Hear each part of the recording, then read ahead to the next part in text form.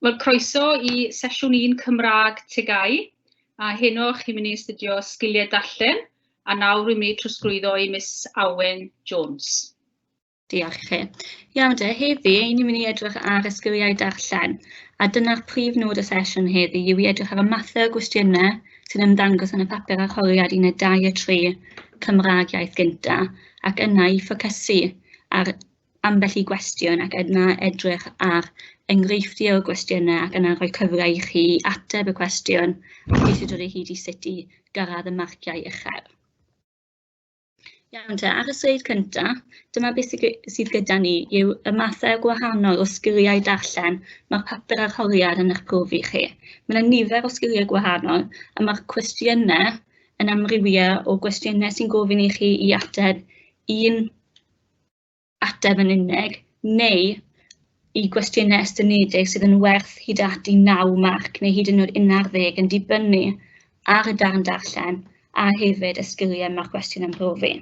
Hefyd, mae'n bwysig I ystyried bod ambell I gwestiwn yn gofyn I chi I ystyried un sgil yn unig, enghraifft adnabod geiriau, ond mae yna gwestiynau eraill yn gofyn I chi I ddefnyddio cyfundeb o sgiliau gwahanol ac yna I ddefnyddio wybodaeth ac yna I adael wybodaeth, cyflwyno adehongli ac yna dod I gasgliad.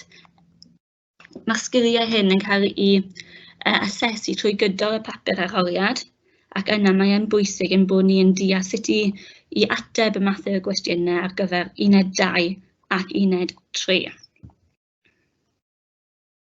Yn gyntaf, cyn yn bod ni'n mynd I ffocysu ar y cwestiynau arholiad, mae'n bwysig iawn yn bod ni'n ystyried technegau arddull.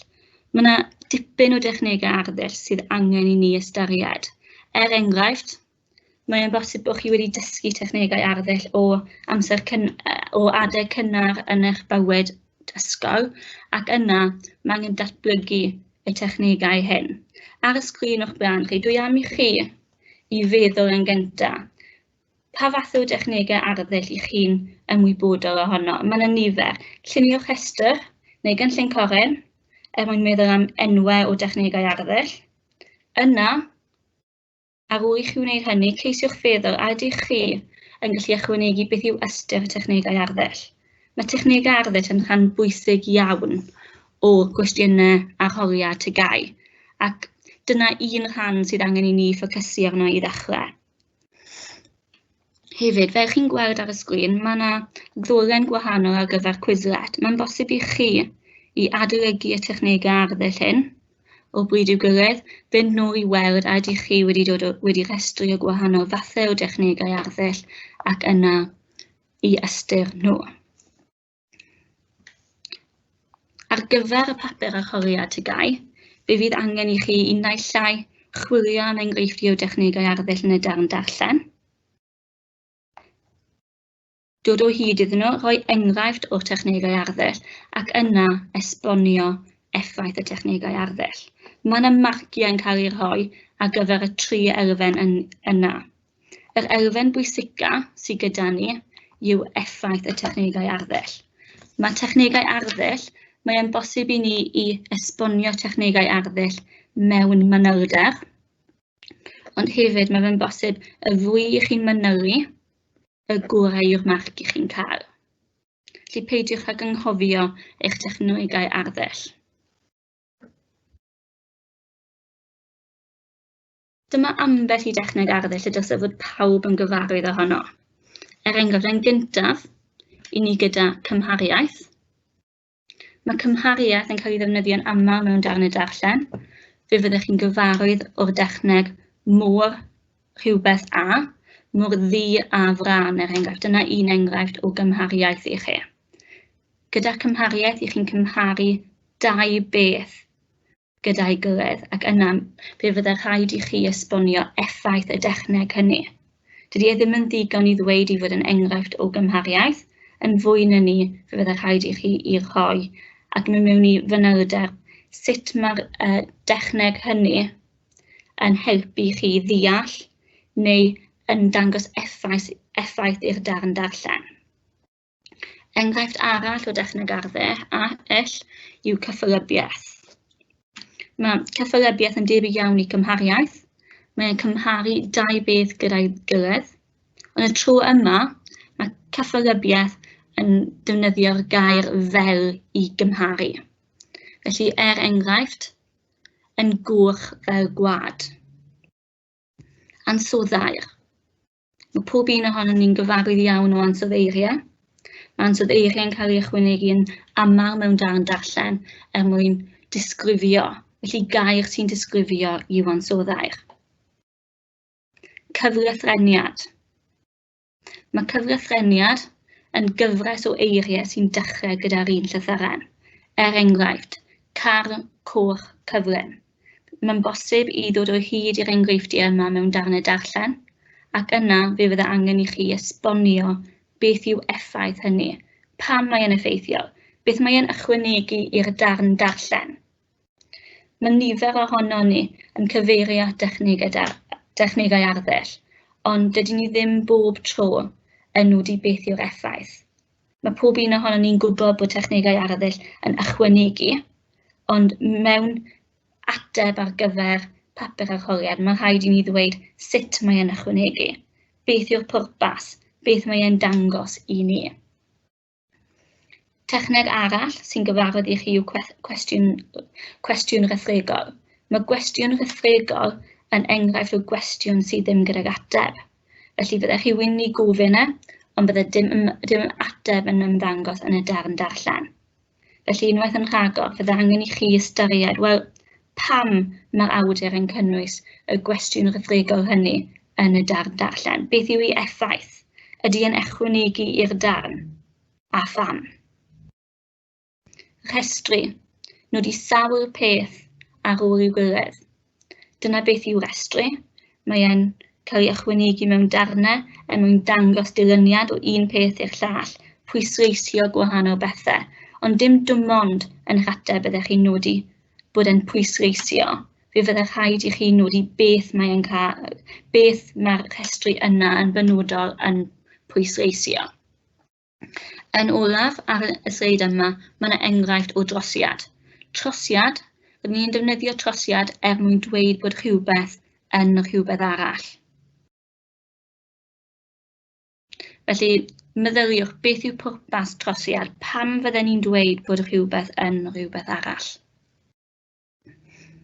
Ar waelod y sgrin, mae yna dasg i chi i gwblhau, mae modd i chi ddilyn y ddolen yna, ac yna beth sydd gyda chi ar gyfer y dasg yma yw enghreifftiau o dechnegau arddull ac yna'r cyfle i chi i ddewis pa enghraifft ydyn nhw. Ydy yn enghraifft o ansoddair, cyffyrybiaeth, trosiad ac yn y blaen.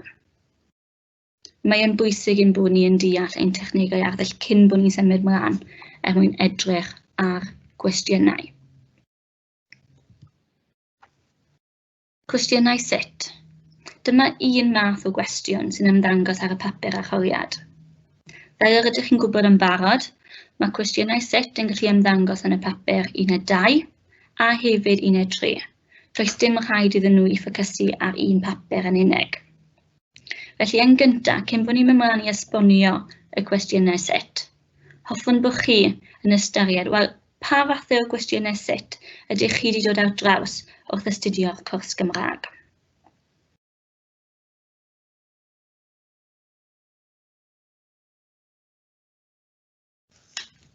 Felly, mae'n bosib ystyried bod y cwestiynau yma yn eich profi chi mewn gwahanol sgiliau.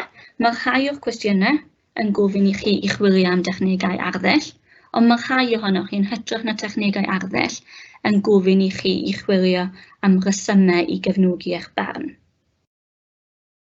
Fel arfer, ar gyfer cwestiwn sut, ac yn benodol ar gyfer cwestiynau 6 neu 8 marc, mae angen cryn dipyn o ysgrifennu arnoch chi, ac yna fe fydden ni'n awgrymu'r bod chi'n dilyn y dechneg o pwynt, enghraifft ac esbonio.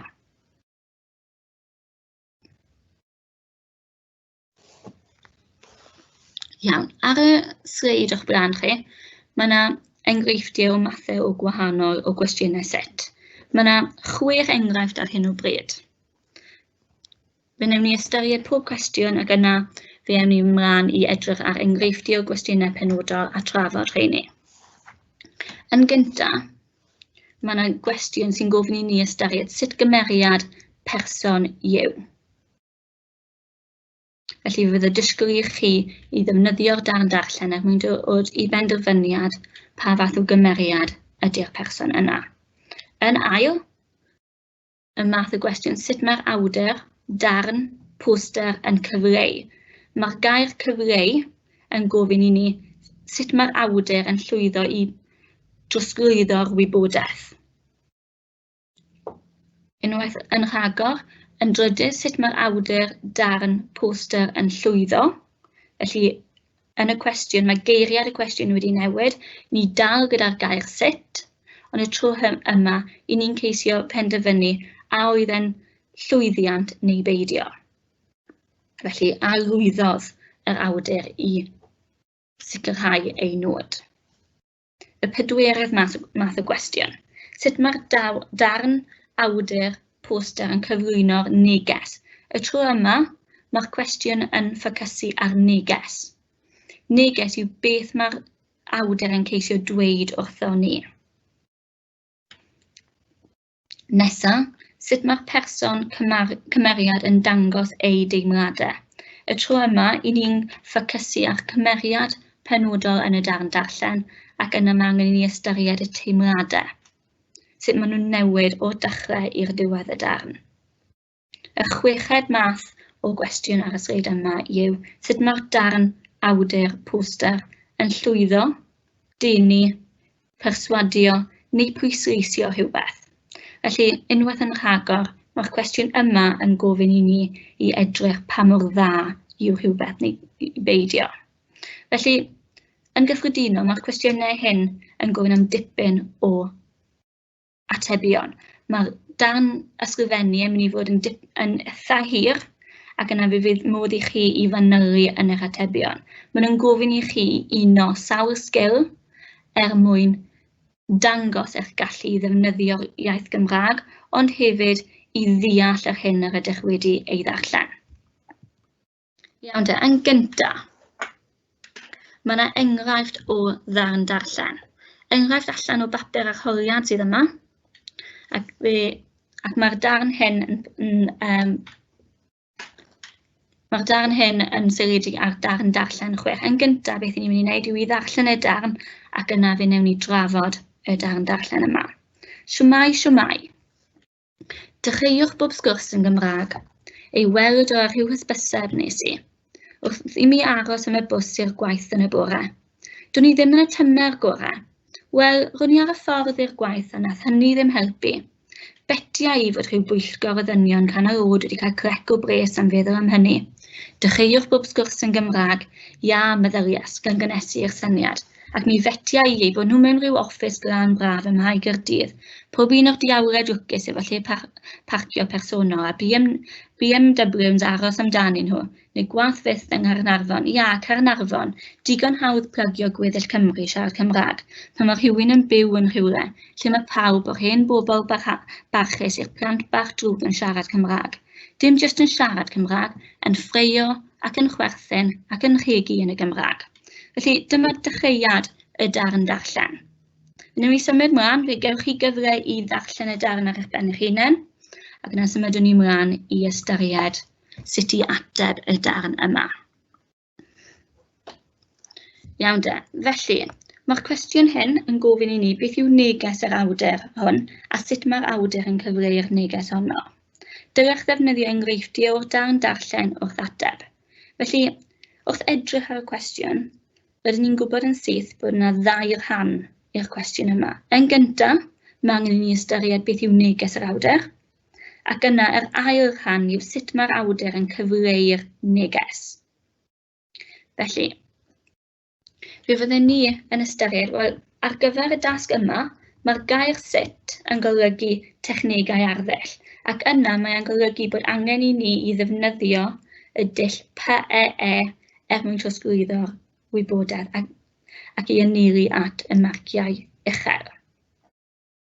Iawn de, ar y papur o'ch blaenau chi, fydden ni'n awgrymu chi I dynnu llun o tabl yn debyg i'r hyn, ac yna bod chi gyda dull o gynllunio eich ateb.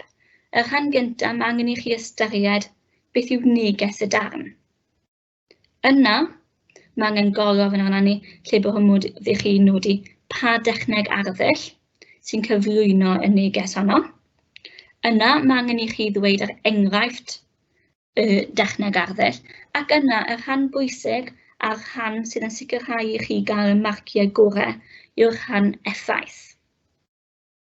Felly mae yna 4 golofn gwahanol gyda chi I lenwi, ac yna fydden ni'n awgrymu bod angen o leia 2 neges arno ni sydd yn dod o'r darn darllen. Darllenwch y darn darllen, ac yna ystyriwch beth yw neges y darn. Iawn de, felly, beth mae'r darn yn dweud wrtho ni? Dyna'r ffordd I feddwl beth yw neges. Mae'r gair neges yn gofyn beth mae'r rhywun yn dweud wrtho ni. Yn y darn yma, rydym yn canolbwyntio ar y thema yr iaith Gymraeg. Felly, mae yna 2 gwahanol beth I ystyried. Yn gyntaf, yr iaith Gymraeg. Beth yw neges y darn ynglyn â'r iaith Gymraeg? Beth yw neges?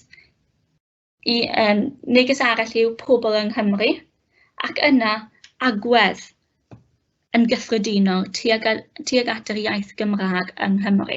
Felly dyna'r wahanol bethau I ystyried yn gyntaf, cyn mynd ati I ateb y cwestiwn. Felly, os wnawn ni edrych ar paragraffau gwahanol o'r darn darllen, fe allwn ni drafod a benderfynu beth allwn ni gyflwyno. Iawn de, felly beth yw'r neges? Dechreuwch bob sgwrs yn Gymraeg.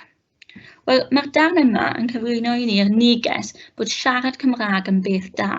Mae'r poster wedi ysbrydoli'r awdur sydd wedi ysgrifennu hwn. Ni'n gwybod taw Manon Bethan Rose sydd wedi ysgrifennu'r darn, ac felly, I ni'n gwybod taw fenyw sydd wedi ysgrifennu'r darn hyn.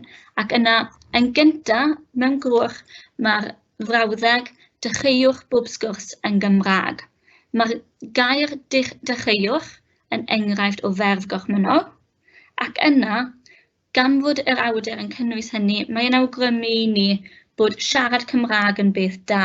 Mae'r poster wedi ysbrydoli, ac yna I ni'n cael agwedd bositif yn y darn yma I ddechrau. Ewn ni ymlaen I edrych ar y paragraff nesaf. Beth yw'r neges? Wel, y neges yw bod brwydro I sicrhau statws i'r iaith Gymraeg. Mwyn llwyddo, mae rhaid gwneud hynny. Mae'n ddigon hawdd I bobl sydd gyda swyddi da I ymgyrchu, ond mae'n beth gwahanol I ddefnyddio'r Gymraeg o ddydd I ddydd.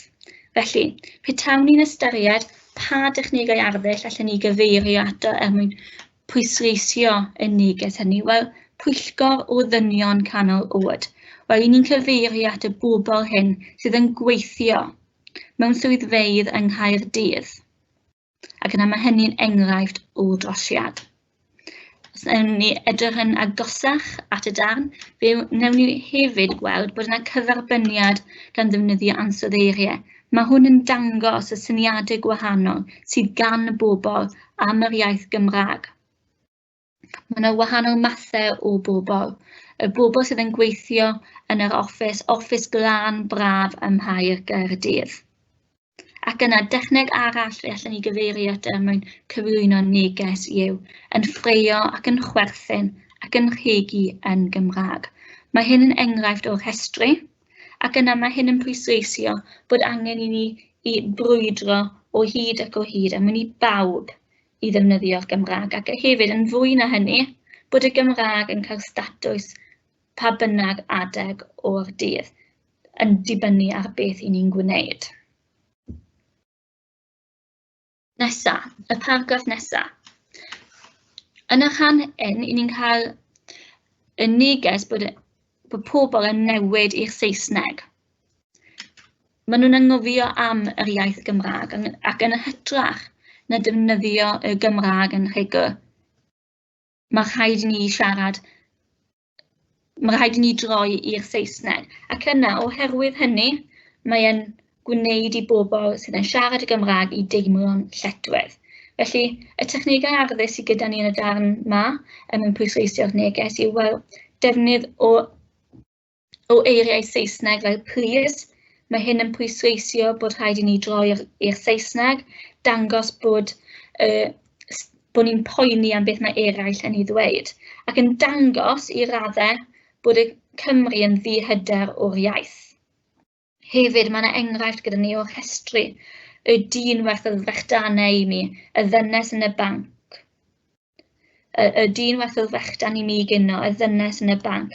Ges i, you what, ac I don't understand. Wel, mae'n pwysleisio i ni, bod y ferch yma yn ymdrechu, nid yw ei ymdrechion yn dal ffrwyth, ac yna mae rhaid iddi i droi i'r Saesneg o bryd i'w gilydd. Ac yna oherwydd hynny, mae'n gwneud pobl i deimlo'n lletchwedd, ac yna yn pwysleisio diffyg parch tuag at y Gymraeg. Felly, fe wnawn ni droi nôl at y sleid y tabl, ac dyma beth oedd gyda chi i ddechrau. Fe wnes i awgrymu eich bod chi yn llenwi'r tabl yma gyda neges yn y golwm gyntaf, dechneg arddull, yr enghraifft ac yna effaith. Ac yna ar yr ochr mae yna ambell i air neu brawddeg sydd yn ddefnyddiol i chi er mwyn i chi gael marciau uwch yn y cwestiwn yma. Yn dilyn y sleid yma, mae'r enghreifftiau ar gyfer y tabl ac yn dangos i chi fel byddai ni'n mynd ati i lenwi'r tabl. Iawn te, felly, dwi wedi nodi taw un o'r negeseuon yw awgrymu nad yw'r frwydr dros y iaith mor hawdd ym mhob man. Coegni, betiau i fod rhyw bwyllgor, rhyw fath o chwerthyniad bod rhywbeth ddim wastad yn rhydd. Mae'n hawdd dweud i rhai ar gyflogau bras mewn swyddfeydd greu-ymgyrchoedd fel hyn. Mae'r awdur weithiau ddim yn gwrando ar ei cyngor ei hunan. Yn ail, dyfel barhad yn talu bod siaradwyr Cymraeg yn y llefydd mwyaf annisgwyl. Felly, y frawddeg ola, fe byddai modd i chi gyfeirio at hynny, ac yna mae'r bychiad yn creu balchder sy'n gweithio yn y caffi ac yn dangos ei bod hi yn ystyried ildio ac yn troi i'r Saesneg, mae dyfel barhau yn bwysig. Hefyd, fe gewn ni neges bod yn bwysig mae colli iaith diffyg hyder, bod pobl yn colli iaith diffyg hyder oherwydd nhw ddim yn ei ddefnyddio fe, ac yna dyna un rheswm bod pobl yn troi i'r Saesneg. Felly, enghraifft sydd gyda ni am hynny yw hogia yn y gwaith, y dyn werth o frechdan i mi i gyno y ddynes yn y banc, ac yna mae yna'r effaith hefyd. Iawn de, felly dyma ambell i syniad arall sydd wedi cael ei godi o'r darn darllen er mwyn i chi ystyried y neges y darn. Os ewn ni mlaen, mae yna gyngor ar sut i ateb y cwestiwn yma. Cwestiwn 1-6 sydd gyda ni 6 marc. Felly er mwyn ennill marciau uchel, byddai disgwyl bod rhaid i chi drafod nodweddion arddull. Er mwyn petai chi yn esbonio'r neges, 2 farc yn unig y byddai fe'n bosib i chi gael. Ac yna, mae fe'n bosib i ennill marciau llai wrth ddim ateb y cwestiwn i gyd, ond er mwyn ateb y cwestiwn llawn, mae rhaid i chi gyflwyno'r neges, pa dechnegau addysg sy'n cyflwyno'r neges, ac yna beth yw effaith hynny. Er mwyn derbyn y marciau uwch, sef y 6 marc, fe fyddai angen ateb manwl iawn sydd yn esbonio effaith y neges honno. Felly, cyn i ni edrych ar ateb, hoffwn dynnu sylw at y gwahaniaeth rhwng 3 marc a 4 marc. Ar gyfer 3 marc yn y cwestiwn yma, roedd angen i'r ymgeiswyr sôn am y neges yn unig. Beth oedd y neges yn y darn hyn? Ond y gwahaniaeth fwyaf er mwyn gyrraedd 4 marc, oedd yn bwysig eich bod chi yn dweud sut, bod chi'n dechrau esbonio, wel, sut mae'r neges hyn yn cael ei cyfleu. Ac yna cyfeirio at dechnegau arddull, fe fyddai hynny yn ddechreuad i gyrraedd y band hynny. Iawn da. Ar y sleid, mae yna enghraifft o gwestiwn arholiad. Dwi am i chi ddarllen ac yna, dwi am i chi ystyried sut fyddech chi'n mynd ati Neu yn gyntaf, cyn bod chi'n ystyried sut i fynd ati mwyn gwella'r ateb yma, dwi am i chi benderfynu, wel, pa farc i chi'n credu mae'r ymgeisydd yma wedi derbyn, beth mae'r ymgeisydd wedi gwneud yn dda, a sut yna bydd modd i chi wella'r marc, ac yna cyrraedd marc uwch.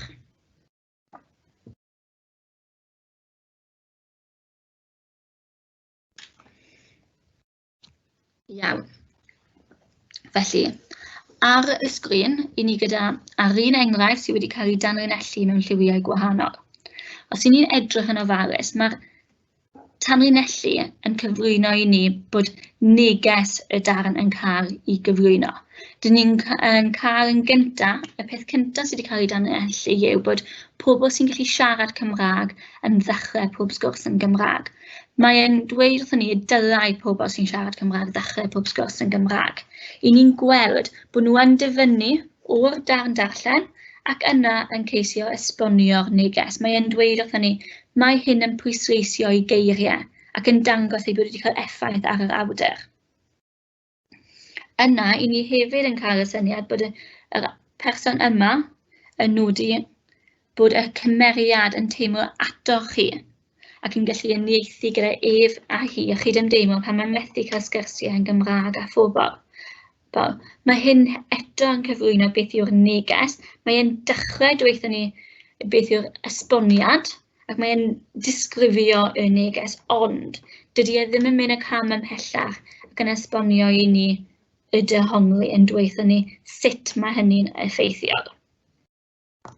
Felly, ar gyfer yr ymgeisydd yma, 4 marc y byddai'n derbyn oherwydd does dim yna enghreifftiau o dechnegau arddull, a hefyd dydy'r esboniad a'r dehongli ddim yn ddigon manwl. Felly dyma cyfle i chi nawr i fynd ati i geisio gwella y ateb yma. Iawn de, fe wnawn ni edrych ar y papur enghreifftiol bwyd.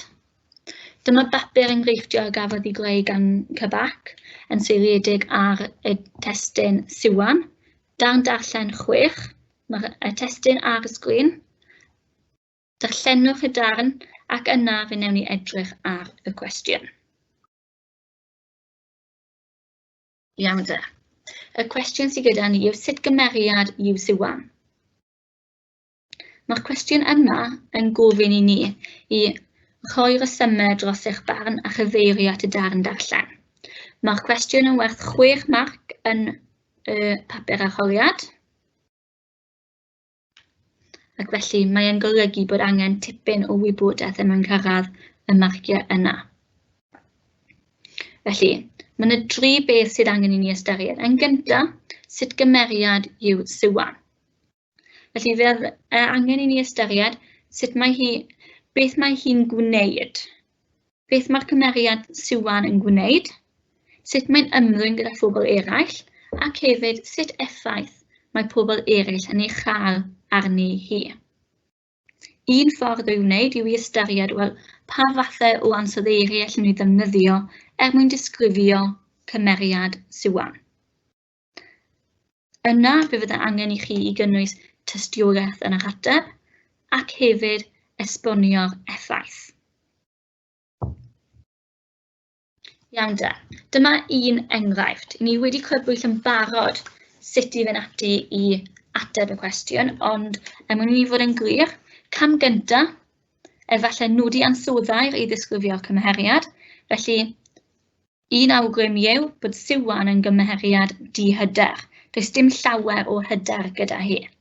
Fe fydde'r arhwylwr yn derbyn eich bod chi yn dweud bod hi yn berson swil, ddim gyda llawer o hyder, does dim rhaid defnyddio'r gair di-hyder, ond mae yn ansoddair negyddol.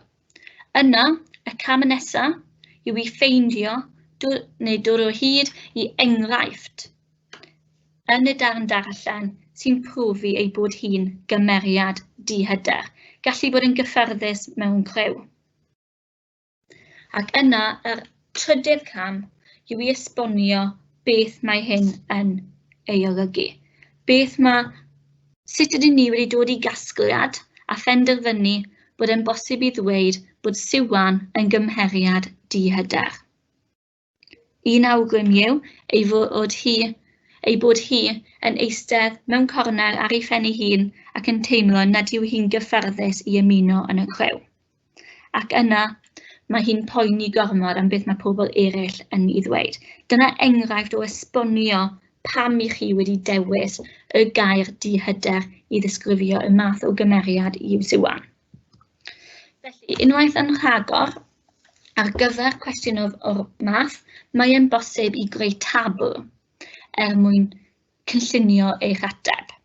Dyma un dull, felly mae yna 2 golofn gyda ni tro yma, sut gymeriad yn yr un cyntaf, enghraifft ac yna esbonio. Mae yn bosib I chi feddwl am ansoddair I ddweud pa fath o gymeriad, neu rheswm hyd yn oed. Wel, beth sydd yn neud I chi feddwl taw dyma'r math o gymeriad yw Siwan. Yna, yn yr ail golofn, mae angen I chi ddefnyddio'r darn darllen, chwilio am enghreifftiau, am un enghraifft, fe allwch chi esbonio pam mae hynny yn dangos y math o gymeriad yw'r person. Ac yna, defnyddio'r geiriau, mae'r darn yn pwysleisio, mae'r enghraifft yn pwysleisio, pwysleisia, awgryma. Felly mwyn cyrraedd y band uchaf ar y papur arholiad. Mae hynny yn bwysig. Yn dilyn y sleid yma, rydyn ni gyda enghraifft o atebion posib, ond fydde fe'n dal beth petai chi yn nodi ar bapur ac yn creu tabl I ddangos ac I greu syniadau o beth fyddech chi yn cynnwys yn eich ateb. Felly dyma y rhan o dabl I chi. Felly un enghraifft neu rheswm byddwch chi'n gallu cynnwys yw hoffai chwmni ei hun, ac yna mae yna dyfyniad o'i chorner yn y caffi gallai Siwan weld y crew o flwyddyn 11 yn mwynhau ar y teres tu allan. Ac yna mae yn esbonio I ni dangos ei bod ei gymeriad yn sensitif sy'n hoff ei chwmni ei hun, nid yw'n gwan, ond mae'n anghyfforddus mewn crew.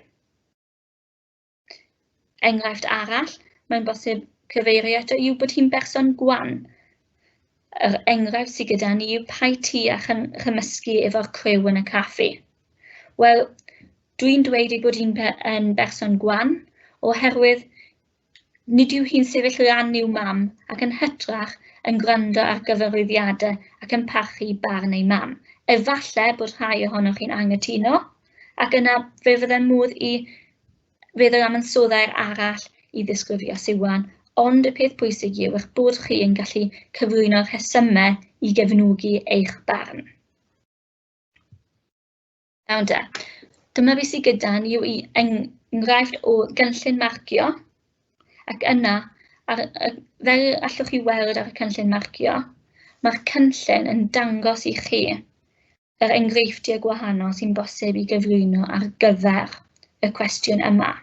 Felly mae yn bwysig eich bod chi yn casglu gwybodaeth o'r darn darllen, bod chi yn defnyddio'ch sgil dehongli gwybodaeth, bod chi'n ceisio dod o hyd I wybodaeth ac yna penderfynu, wel beth mae hyn yn dangos I ni, sut allai I benderfynu bod hyn yn dangos y math o gymeriad yw Siwan. Mae'n amrywiaeth o atebion, ac yna beth sydd gyda ni yw braslun clir o beth mae'r arholwyr yn disgwyl I chi I sôn amdano mewn ateb. Ar gyfer y bandiau gwaelod o'r cynllun marcio, sef mae 1 neu 2 farc neu 2 I 3 marc, fe fyddech chi'n cyflwyno at ambell ffaith o'r darn darllen. Fe fyddech chi'n nodi yn eich geiriau eich hunain, wel, pa fath o berson yw Siwan. Fe fydde modd I chi I gyflwyno enghreifftiau, ond ambell I ffaith 1 neu 2. Ar gyfer 2 neu 3 marc, fe fydde angen mwy o fanylder. Fe fydde angen I chi gyflwyno ffeithiau o'r darn darllen, ac yna efallai dyfynnu. Hefyd, mwyn symud ymlaen I gyrraedd y band nesaf, fe fydde angen I chi ddechrau rhoi eich barn. Dweud, dwi'n credu hyn oherwydd. Ar gyfer y marciau uwch, fe fydde angen I chi fanylu a dehongli'r ffeithiau. Penderfynu, wel, beth mae hyn yn golygu? Sut allwn ni benderfynu bod hyn yn dangos? Beth mae'r wybodaeth yn y darn darllen yn cyfleu ni? Beth allwn ni benderfynu? Ac yna ar gyfer 6 marc mae angen dehongli'n hyderus. Mae'n bosib dweud fydda'r cwestiynau hyn yn gwestiynau hir a fydd angen i chi fynd trwy'r strwythur PEE, pwynt, enghraifft ac esbonio sawl gwaith. Ac yna dyna'r ffordd i chi yn derbyn y marciau uchel. Iawn de, yn y pwynt pŵer fe allwch chi weld bod yna nifer o wahanol gwestiynau. Mae yna gwestiwn papur enghreifftiol 12 cerddoriaeth. Mae'r papur hyn yn canolbwyntio ar y nofel O Ran gan Mary Hopwood, a dyma beth sydd gyda ni yw detholiad ohono fe, ac yna mae'r cwestiwn unwaith yn rhagor yn gofyn i ni i drafod cymeriadau. Ond y tro yma, mae'r cwestiwn yn gofyn i ni 2 rhan. Mae'r rhan gyntaf yn gofyn i ni beth rydyn ni'n ddysgu am y cymeriadau yn y detholiad hwn o nofel Mary Hopwood O Ran, ac yna sut mae'r awdur yn cyfleu sut gymeriad ydyn nhw. Yn y cwestiwn yma, mae'r gair sut yn golygu technegau arddull. Felly, wrth ddilyn y PowerPoint yma, fe welwch chi bod yna llawer o dudalennau a sleidiau gyda enghreifftiau gwahanol o atebion. Mae'n bosib i chi i fynd ati i gyflwyno gwahanol syniadau ac yna i fynd nôl i edrych ar y PowerPoint yma ac yna i weld a ydych chi wedi casglu gwybodaeth tebyg. Fe welwch chi mae'r cynllun marcio ar gyfer y dasg yma wedi cael ei gynnwys yn y PowerPoint ac yna mae'r cwestiwn yma yn canolbwyntio ar y sgiliau casglu gwybodaeth, aralleirio a dehongli gwybodaeth unwaith yn rhagor. Fe allwch chi weld unwaith yn rhagor bod y cynllun marcio yn debyg iawn. Mae'r rhan gyntaf yn gofyn i chi gasglu gwybodaeth o'r darn darllen. Ond mwyn cyrraedd brig y cynllun marcio, mae rhaid i chi ddangos eich bod yn gallu trafod y testyn a'r cymeriadau yn fanwl iawn, ac yna trafod arddull. Mae e'n nodi yn glir yn y cynllun marcio ar gyfer y cwestiwn yma, ar gyfer marc 3 i 6, mae angen i chi nodi sut mae'r awdur yn cyfleu'r cymeriadau gan sôn am nodweddion arddull a'i effaith.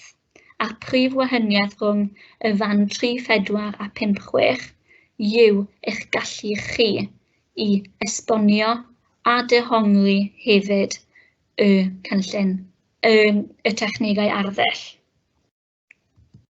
Iawn de, felly hoffwn dynnu eich sylw chi at gwahanol adnoddau sydd i'w gael.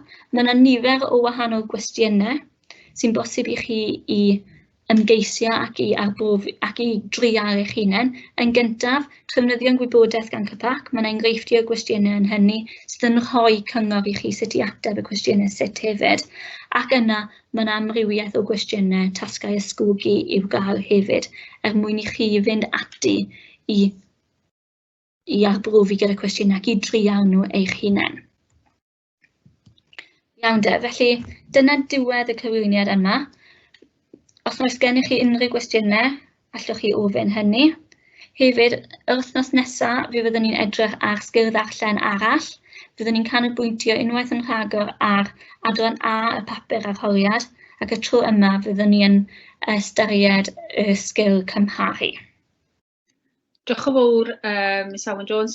Mae cwbl o cwestiynau wedi dod mewn i gweud y gwir. Un cwestiwn o biti 10 munud i 5. Pa fath o bethau dylen ni osgoi wrth ateb y math yma o gwestiynau? Felly, mae wahanol mathau o gwestiynau gyda sut. Ar gyfer y wers heddi, ni wedi canolbwyntio ar y rhai sydd yn gofyn i chi am dechnegau arddull.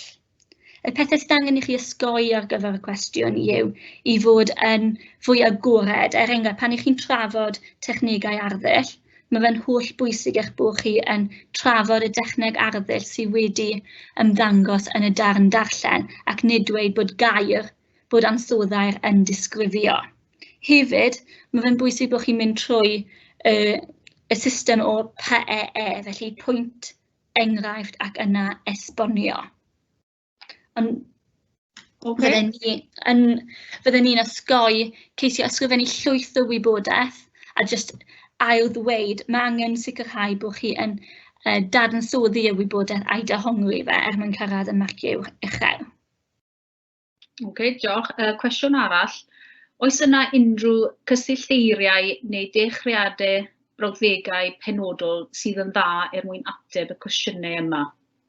Ar gyfer y rhan i gael marciau uchel ar gyfer esbonio'r effaith, fe fyddwn ni'n awgrymu i chi ddefnyddio geirfa fel mae'r nodwedd yn pwysleisio, awgryma, mae hyn yn effeithiol oherwydd, cyflwyno'r wybodaeth yma, ac yna wrth i chi drafod y technegau arddull yn benodol, fe fyddech chi yn defnyddio y brawddegau un dechneg arddull yw, techneg arddull arall yw, enghraifft o hyn yw, ac yna yr effaith sef yn gofyn i chi pwysleisio'r dechneg arddull yma. Diolch. A'r cwestiwn olaf yn wedyn. Efo pa cwestiynau os rhaid i ni defnyddio dyfynnu a pham ddim?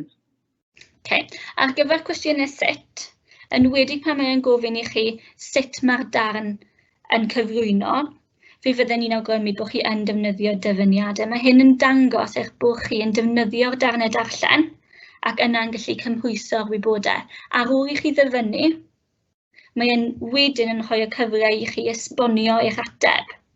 Enghraifft, yn y cwestiwn oedd yn gofyn i chi sôn am y neges y darn, gan bod chi yn cyfeirio at berfau gorchmynol, fe fyddech chi mwy na thebyg yn dyfynnu y gair dechreuwch, ac yna fe allech chi esbonio, wel, mae hynny'n pwysleisio y pwysigrwydd o dechrau pob sgwrs yn Gymraeg.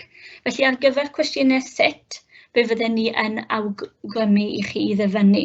Mae e'n rhoi strwythur, ac yn enwedig pan i chi'n sôn amdano technegau arddull.